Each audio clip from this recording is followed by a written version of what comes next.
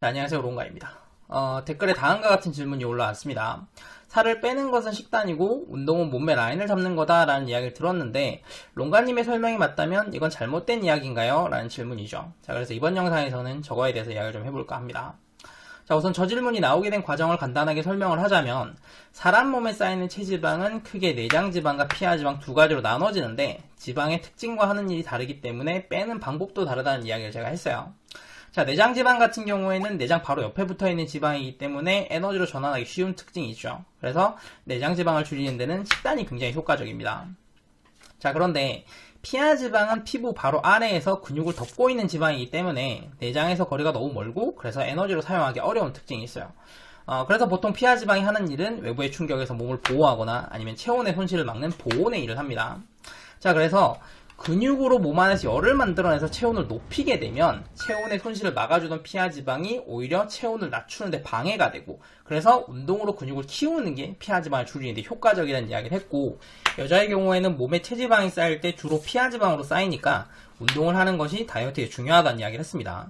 자, 여기까지 들은 다음에 자, 그렇다면 여자의 경우에는 살을 빼는 건 식단이고 운동은 몸매를 잡는 용도라는 말이 틀린 거냐라는 생각이 드신 거죠. 자, 충분히 저렇게 생각하실 수가 있어요. 그래서 그거에 대해서 이야기 좀 해드리도록 하겠습니다. 자, 우선 남자가 체지방이 쌓일 때 내장지방 위주로 쌓이고 여자가 체지방이 쌓일 때 피하지방 위주로 쌓이는 건 맞는데 고도 비만으로 가게 되면 남자 여자에 상관없이 내장지방과 피하지방이 다 쌓이게 돼요. 자, 먼저 남자의 경우에는 초기에 체지방이 증가할 때 내장지방이 빠르게 증가하는 건 맞습니다. 그런데 내장지방이 증가하게 되면 몸이 점점 무거워지고 가벼운 물체를 움직일 때는 적은 에너지로 충분하지만 무거운 물체를 움직이려면 많은 에너지가 필요한 것처럼 몸이 무거워지게 되면 움직이는데 많은 에너지가 들어가게 돼요. 자, 그런데 우리의 몸은 에너지의 소비를 줄이려고 하는 생존 본능이 있기 때문에 몸이 무거워지면 잘 움직이지 않으려는 성향이 무의식 중에 강해지게 돼요. 이것 때문에 고도비만이 되면 귀찮음을 많이 느끼고 잘 움직이려고 안 하는 거예요. 자, 근육이 많으면 피하지방이 적은 이유가 근육에서 열이 생기기 때문인데 몸을 움직이지 않으면 근육을 사용하지 않고 근육을 사용하지 않으면 열이 생기지 않죠. 자, 그래서 근육이 많지만 열이 생기지 않기 때문에 체온 유지를 위해서는 피하지방이 필요해지고 그래서 남자라도 고도비만이 돼서 활동성이 떨어지면 피하지방 양이 늘어나게 되는 거예요.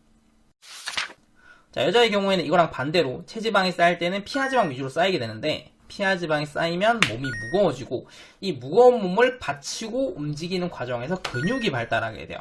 자, 실제로 운동 경험이 전혀 없는 여자라고 하더라도 고도 비만인 경우에는 인바디에서 근육량이 높게 나오는 게 이것 때문입니다. 자, 근육은 에너지를 소모하는 기관이기 때문에 몸의 근육량이 늘어나게 되면 내장지방의 저장량이 늘어나야 돼요. 근육에서 혹시나 에너지를 쓰게 됐을 때 그걸 공급하기 위한 에너지 탱크로서의 역할을 해야 되기 때문에 내장지방량이 늘어나는 거죠. 자, 이것 때문에 여자보다 근육량이 많은 남자의 경우에는 체지방이 쌓일 때 주로 내장지방으로 쌓였던 거거든요. 자, 마찬가지로 여자라도 체중이 높아지게 되면 체중 때문에 근육이 발달하게 되고 이 근육으로 인해서 내장지방의 필요성이 높아지고 여자라도 고도비만이 되면 내장지방의 양이 늘어나게 되는 거예요.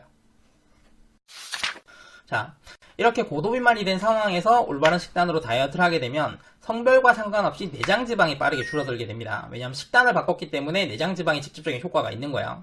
내장지방이 줄어들게 되면 그만큼 체중이 줄어들게 되고 체중이 줄어들게 되면 몸을 움직였을 때 소비하는 에너지도 줄어들잖아요. 자, 우리가 몸을 잘 움직이지 않으려고 했던 이유가 체중이 너무 높아서 움직였을 때 소비된 에너지가 많고 그걸 절약하기 위해서 안 움직이려고 했던 건데 체중이 줄어들게 되면 반대로 활동성이 높아지는 효과가 나타나요.